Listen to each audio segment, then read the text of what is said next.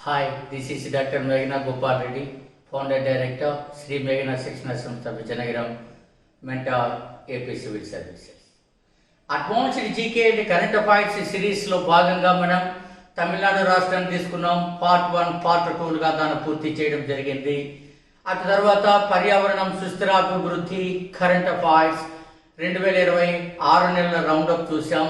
Now today we're going to discuss about advanced GK of our beloved state Andhra Pradesh. Andhra Pradesh part 1 ఇవాళ ప్రారంభమవుతుంది. ఈ part 1 అనేటువంటి అంశాలను మీరు మొట్టమొదటిసారిగా స్టాటిస్టికల్ డేటాను చూడండి. స్టాటిస్టికల్ డేటా పూర్తి అయిన తర్వాత మనం సిలబస్లోకి, పాఠ్యాంశంలోకి వెళ్దాం. సో భౌగోళిక స్వరూపాన్ని చూడండి.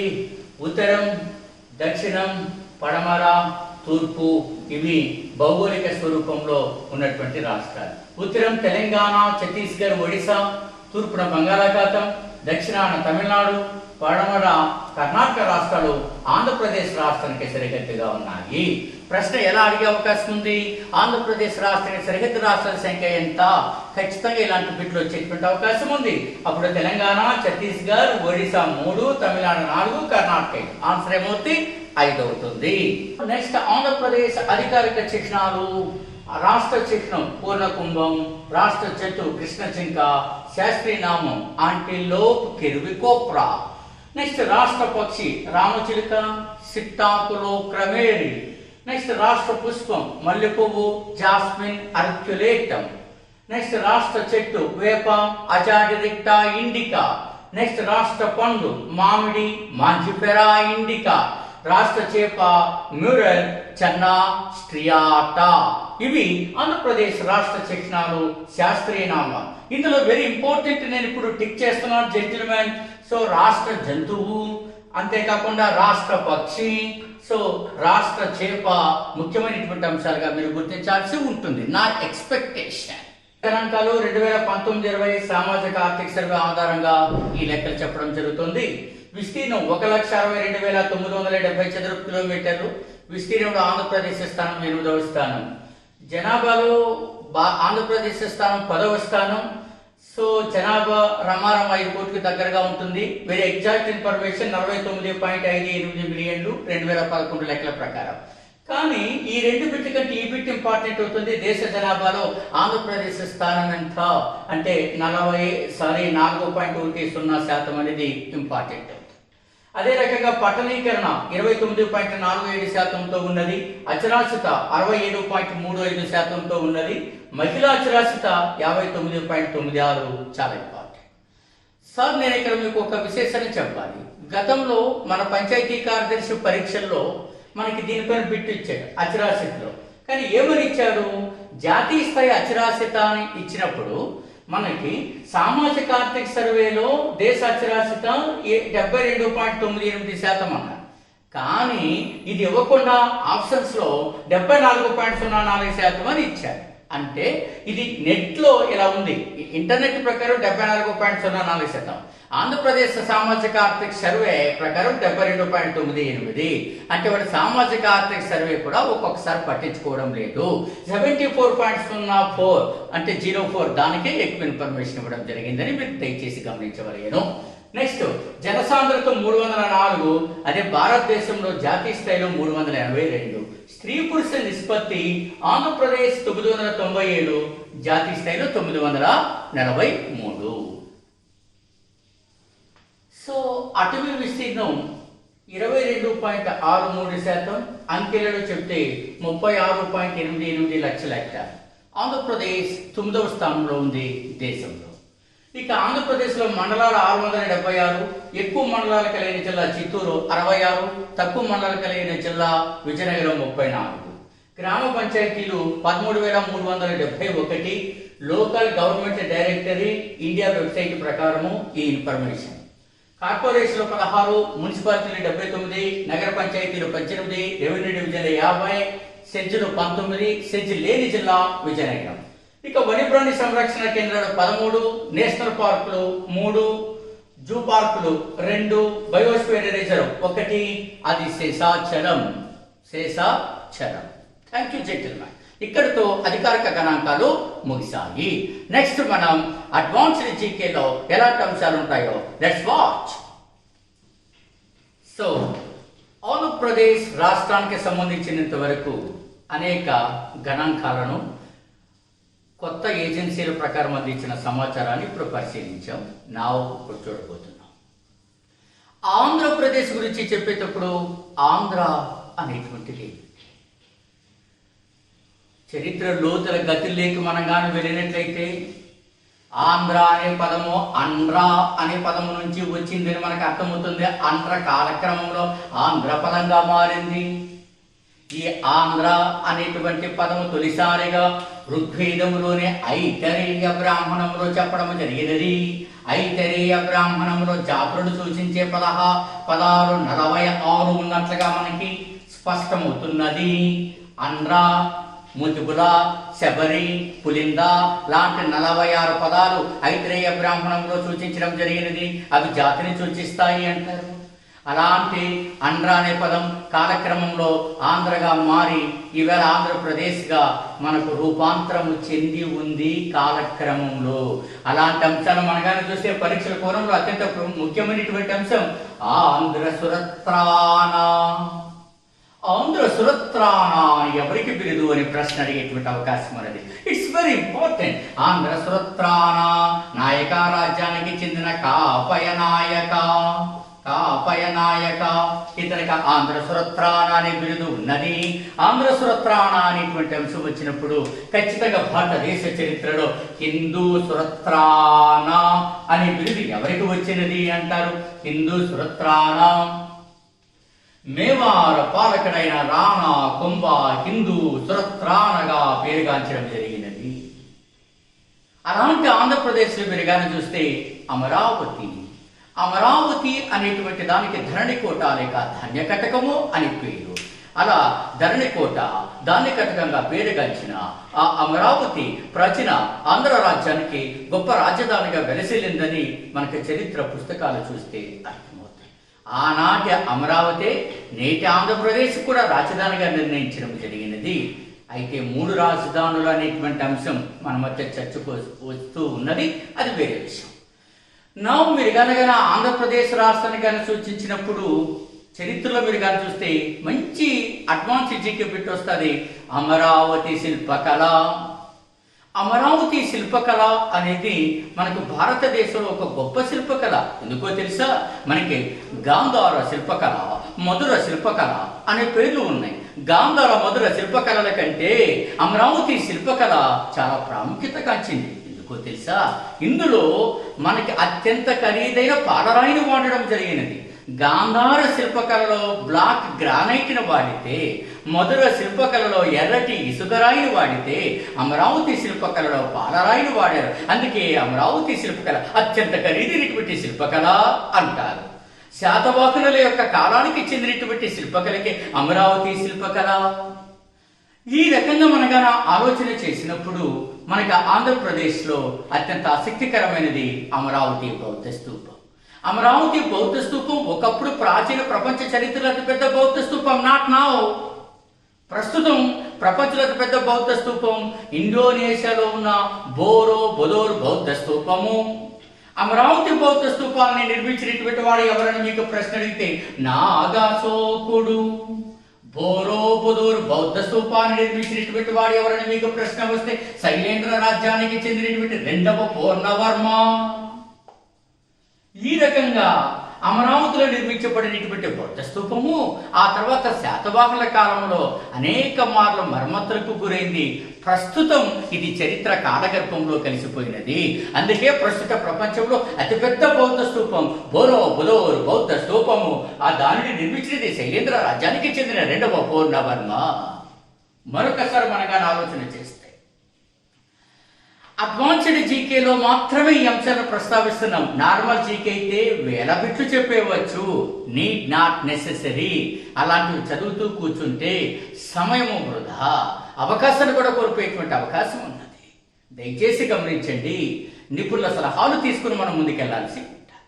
ఇకపోతే ఆంధ్రప్రదేశ్ జిల్లాల్లోకి మనం ప్రవేశిస్తాం. ప్రవేశించినప్పుడు ఆసక్తికరమైన అంశాలను మనం చూస్తాం. శ్రీకాకుళం నుంచి మొదలెడదాం ఈ అడ్వాన్స్ జీకే అనేటువంటి అంశాలు.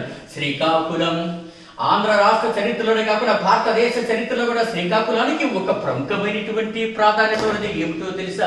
ఉద్యమాల పురిటిగడ్డ శ్రీకాకుళం. అటువంటి శ్రీకాకుళం గురించి ఈవేళ మన పరీక్షల కోణంలో ఏమి ఉన్నాయి అని మనం గాన చూస్తే శ్రీకాకుళం జిల్లా మీకు అందరికీ తెలిసినటువంటి ఒక ప్రముఖమైనటువంటి బిట్టు. మాంగనీసి నిల్వలు ఎక్కువగా ఉన్నటువంటి జిల్లా ఏది ఆంధ్రప్రదేశ్లో అంటే అది శ్రీకాకుళం జిల్లా అని మీరు చదువుతారు. ఇక అక్కడి నుంచి ముందుకొస్తే శ్రీముఖలింగం. శ్రీముఖలింగం చాలా ప్రముఖమైనటువంటిది. ఎందుకో తెలుసా? శ్రీముఖలింగంలో చాలా ప్రముఖమైనటువంటిది జ్ఞానేశ్వరాలయం, సోమేశ్వరాలయం, మధుకేశ్వరాలయం శ్రీముఖలింగంలో ఉన్నాయి. అందుకని ఈ 3 ఆలయాల గురించి పరీక్షలు అడిగేటువంటి అవకాశం ఉన్నది. అటు నుంచి మీరు కన్నా శ్రీకాకుళానికి వస్తే శాలిగుండం. శాలిగుండం ఆంధ్రదేశంలో అత్యంత ప్రఖ్యాతిగాంచినటువంటి బౌద్ధ క్షేత్రము శాలిగుండం. ఎందుకో తెలుసా? బౌద్ధ మత స్థాపకుడైనటువంటి గౌతమ పుత్రుడు తన పాద పద్మాలతో పావనం చేసినటువంటి ప్రాంతము శాలిగుండం. అటువంటి శాలిగుండం అంటే వరికొండ అని అర్థం. గౌతమ బుద్ధుడు ఈ శాలిగుండంలో కట్టహరామా సూత్రాన్ని బోధించడం జరిగినది. కట్టహరామా సూత్రాన్ని బోధించడం జరిగినది. ఇక శ్రీకాకుళం జిల్లా అనగానే మీకు లాంగుల్యా నది గుర్తుకొస్తున్నది. కానీ పరీక్షల్లో ఎన్నోసార్లు లాంగుల్యా నది అన్నారు, దానికి నాగావళి అని పేరు అన్నారు. కానీ ఇప్పుడు నాగావళి ఎక్కడున్నది, దానికి మరొక పేరు అని అడిగేటువంటి అవకాశం లేదు. మరి ఏమిటి ఇక్కడ మనం చదవాల్సి ఉంటుంది? ఎస్, పరీక్షలు మీరు కానీ అధ్యయనం కానీ చేసినట్లయితే దిస్ ఇస్ వెరీ ఇంపార్టెంట్. ఏమిటా important? Tributary rivers of Nagavali alias Langulya. అందులో మీరు కానీ చూస్తే వేగావతి, వట్టిగడ్డ, సువర్ణముఖి, జంజూవతి ఇవి లాంగుల్యా నదికి అత్యంత ప్రముఖమైనటువంటి ఉపనదులుగా మీరు గుర్తించాల్సి ఉంటుంది. జెంటిల్మెన్, ఇందులో ఏదో ఒకటి అడిగేటువంటి అవకాశం ఉన్నది.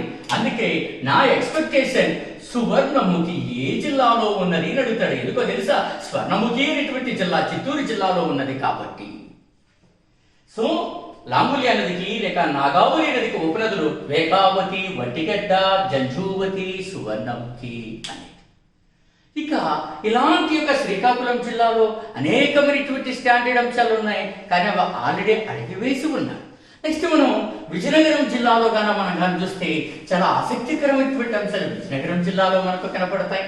లాస్ట్ టైం ఇందులో నుంచి ఒక మంచి బిట్ని ఫ్రేమ్ చేశాడు.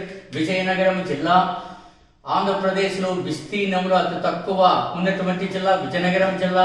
అక్షరాస్యతల చివరి స్థానంలో ఉన్న జిల్లా విజయనగరం జిల్లా. మండలాలు తక్కువగా కలిగినటువంటి జిల్లా. సో అటువంటి విజయనగరం జిల్లాలో మీరు కానీ చూస్తే రామతీర్థం అనేటువంటిది ప్రఖ్యాతిగాంచినటువంటి ఒకప్పుడు బౌద్ధ క్షేత్రము, జైన క్షేత్రము, తర్వాత శైవ క్షేత్రంగా మారినది. ఈ రామతీర్థంలోనే ప్రముఖ జైన ఆచార్యుడు అనేటువంటి వాడు నివసించాడు. అతని పేరు ఉగ్రాదిత్యుడు. ఈ ఉగ్రాదిత్యుడు రాసినటువంటి ప్రముఖమైనటువంటి గ్రంథం ఏది? కళ్యాణకారక. ఈ కళ్యాణకారక అనేటువంటి ఆయుర్వేద గ్రంథాన్ని గత పరీక్షలో అడగడం జరిగినది. ఎప్పటికీ కూడా ఇంపార్టెంట్ ఇది. అటువంటి విజయనగరం జిల్లాలో మీరు కానీ చూస్తే అత్యంత ప్రముఖమైనటువంటి నది ఏది అని అడుగుతాడు. అది చంపావతి. ఈ చంపావతి అనేటువంటి నది విజయనగరం జిల్లాలో ముఖ్యమైనటువంటి నది. ఇది ఇప్పుడు క్వశ్చన్ ట్రెండ్ అన్నమాట. ఈ ట్రెండ్లో మీరు కానీ గమనిస్తే దీని యొక్క ఉపనదులు చంటిగడ్డ, ఇడుపులగడ్డ, పోతులగడ్డ, గండిగడ్డ ఇవి చంపావతి నది యొక్క ఉపనదులు. ఇందులో ఇట్లాంటి ఈ 2 నదులు ఇచ్చి ఏ జిల్లాలో ఉన్నాయని అడగచ్చు, లేక దేనికి ఉపనది అని అడగచ్చు. అలాంటి అంశాలు మీరు చూడాలి. కానీ పరీక్షలో చాలా మంది అభ్యర్థులు నేను ఇంకా గమనిస్తున్నాను, అది జంజూవతి, రబ్బర్ డ్యామ్ ఇంకా ఇప్పుడు చదువుతున్నారు. 10 ఏళ్ళు 12 ఏళ్ల క్రితం యొక్క జీకే బిట్ని నేటికి చదువుతున్నారు. అందుకే అభ్యర్థులకు సమయం ఎక్కువ పట్టిస్తుంది విజయం సాధించడానికి. Don't do like that. So you should follow the expertise guidelines. So right. అలా విజయనగరం జిల్లా ఇందాక చెప్పాం ప్రత్యేక ఆర్థిక మండలం లేనిటువంటి జిల్లా ఏది అంటే విజయనగరం జిల్లా. సెజ్ లేనిటువంటి జిల్లా అని మీరు చదువుతారు. ఈ రకంగా మీరు చదవాల్సి ఉంటారు. ఇక పరీక్షలకు అత్యంత ముఖ్యమైనటువంటిది ఈ బిట్లకు పురిటి గడ్డ విశాఖపట్నం జిల్లాలోకి మీరు ప్రవేశిస్తున్నారు. విశాఖపట్నం జిల్లాలో మీరు గాను చూసినప్పుడు చాలా ఆసక్తికరమైనటువంటి అంశాలను మీరు చూస్తారు. అందులో చూసినప్పుడు ఎస్ మై డియర్ జెంటిల్మెన్, భారతదేశంలో మొట్టమొదటి ship building company Hindustan ship yard Visakhapatnam. Hindustan ship yard, మీరు హిందుస్థాన్ షిప్ యార్డ్ అనేటువంటిది చాలా ఆసక్తికరం. మన సచివాలయపు పరీక్షలో దీనిపై నేను ఒక బిట్టు చూశాను. నేనే ఆశ్చర్యపోయాను.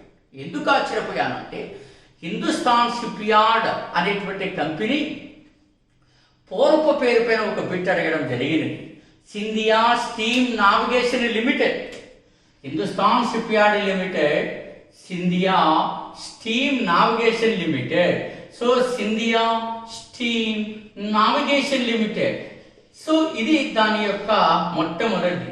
దీన్ని హీరాలాల్ వాల్చంద్ అనేటువంటి అతను ఏర్పాటు చేయడం జరిగినది. హీరాలాల్ వాల్చంద్ ఏర్పాటు చేసినటువంటి దీన్ని భారత ప్రభుత్వం ఆ తర్వాత తీసుకుంది.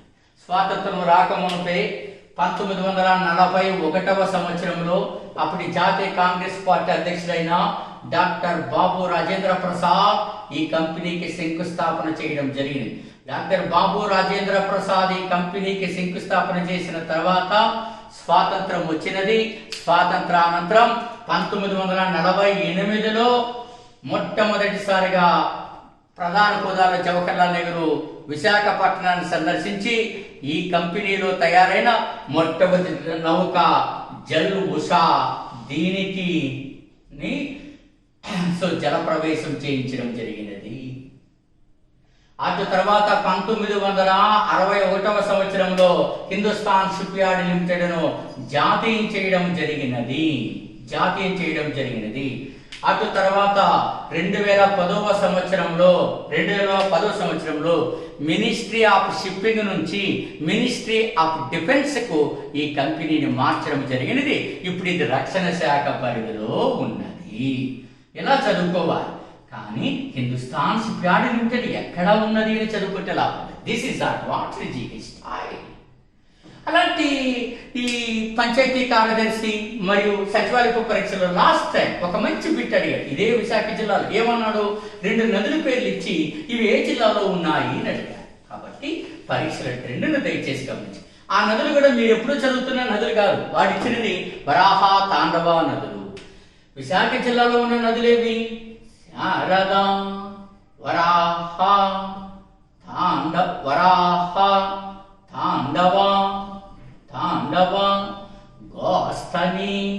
గోస్తని. ఈ నదులన్నీ కూడా చాలా ఇంపార్టెంట్. అందులో గోస్తని మరీ ఇంపార్టెంట్. ఎందుకో తెలుసా? తూర్పు కనుమలలోని అనంతగిరి కొండల్లో ఇది జన్మిస్తుంది గోస్తని. బొర్రా గుహల గుండా ఇది ప్రయాణం చేస్తుంది. విజయనగరం జిల్లాలో ప్రవేశిస్తుంది. అదే సమయంలో భీమిలి వద్ద ఇది సముద్రంలో కలుస్తుంది. ఈ ఇన్ఫర్మేషన్ పైనే మనకు బిట్టు వస్తుందని దయచేసి మీరు గమనిస్తారు. 2 జిల్లాల్లో ప్రవహించినది గోస్తని, అనంతగిరి కొండల్లో జన్మిస్తుంది. బొర్రా గుహల గుండా అది ప్రయాణం చేస్తుంది. విజయనగరం జిల్లాలోకి ప్రవేశిస్తుంది. భీమిలి వద్ద సముద్రంలో కలుస్తుందని మీరు చదువుకోవాల్సి ఉంటుంది. చాలా మంది అభ్యర్థులు చేసే పొరపాటు ఏంటో తెలుసా? విశాఖపట్నం జిల్లా అనగానే బౌద్ధ క్షేత్రాలు చదువుతారు. ఏమేది? బొజ్జనకొండ, అవునా? బొజ్జనకొండ, తొట్లకొండ, బావికొండ, శంకరం, యారాడకొండలు ఎక్కడున్నాయి, డాల్ఫిన్ రోస్ ఎక్కడున్నది, స్టీల్ ప్లాంట్ ఎక్కడున్నది, ఇవి చదువుతారు. ఇవి బిట్లా. ఇలా చదువుతా పోతా అంటే మనం ఎప్పటికి సక్సెస్ అవుతాం. సో ఐఎమ్ సారీ, అట్లా చదవకూడదు. I'm extremely sorry. So this is the right way. ఇలా చదవాల్సి వస్తుంది. ఇలా చదవాల్సి వచ్చినప్పుడు మనం చాలా ఆసక్తికరమైనటువంటి కోణంలో మనం ముందుకు వెళ్లాల్సి ఉంటుందని మీరు అర్థం చేసుకుంటారు. అర్థం చేసుకునే భాగంగా ఇది చాలా ఇంపార్టెంట్.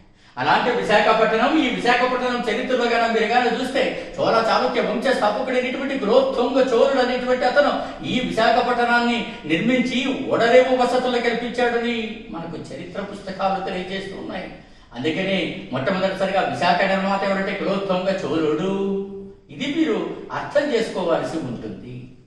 ఇక ఆంధ్రప్రదేశ్లో అతిపెద్ద ప్రత్యేక ఆర్థిక మండలి, దాన్ని స్పెషల్ ఎకనామిక్ జోన్ అంటారు. ఈ స్పెషల్ ఎకనామిక్ జోన్ ఏదంటే విశాఖ జిల్లాలో అచ్యుతాపురం వద్ద ఏర్పాటు చేసినటువంటి సెజ్, అచ్యుతాపురం సెజ్ ఆంధ్రప్రదేశ్ లో అతిపెద్ద సెజ్గా పేరుగాంచినది. ఎక్కువ మందికి ఉపాధి కల్పనలోనూ అది ఉపాధి కల్పనలో అతి పెద్దది, విస్తీర్ణంలో అతి పెద్దది. అందువల్ల దీనికి చాలా ప్రాముఖ్యత ఉన్నదని కూడా మనం అర్థం చేసుకోవాల్సి ఉంటుందని మీరు చదువుకోవాల్సి ఉంటుంది. సో మనం మరిన్ని ముఖ్యమైనటువంటి అంశాలను చదువుకోబోయే ముందు పార్ట్ 1ని ఇక్కడి నుంచి ఇక్కడ ముగిస్తున్నాం. పార్ట్ 2 కోసం వెయిట్ చేయండి. మీకు నా ప్రయత్నం నచ్చినట్లయితే, నా ఆలోచన నచ్చినట్లయితే, నా అనుభవానికి మీరు ఓటు వేసినట్లయితే మీరు దీన్ని సబ్స్క్రైబ్ చేయండి. సబ్స్క్రైబ్ చేయమని 10 మందికి చెప్పండి. Share to all. మీ బాధ్యతగా మీరు చేయాల్సిన పని అది. నా బాధ్యతగా ఈ వీడియోని రూపొందించాను. ఈ వీడియో చూసిన ఏ ఒక్కరికి స్టాటిస్టిక్స్ కోసం గొడవ పడాల్సిన అవసరం లేదు. గొడవ అంటే కొట్లాట కాదు. ఆందోళన చెందాల్సిన అవసరం లేదు. అదే రకంగా అడ్వాన్స్ జీకే ఎలా ఉంటుందో మీరు గమనిస్తూ ఉన్నారు. ఓకే, అదే రకంగా మనం ఆన్లైన్ టెస్ట్ సిరీస్లు కంటిన్యూ చేస్తున్నాం. ఆన్లైన్ టెస్ట్ సిరీస్లు సచివాలయ పరీక్షల కోసం ఒక టెస్ట్ సిరీస్, జనరల్ గా గ్రూప్ 2 వాళ్ళ కోసం మరొక test series, RRB SI constable వాళ్ళకి ఒక test series, advanced and GK current affairs ఒక టెస్ట్ సిరీస్ కంటిన్యూ అవుతాం. వీటన్నింటినీ కూడా మీరు ఫాలో అవ్వండి. Good luck.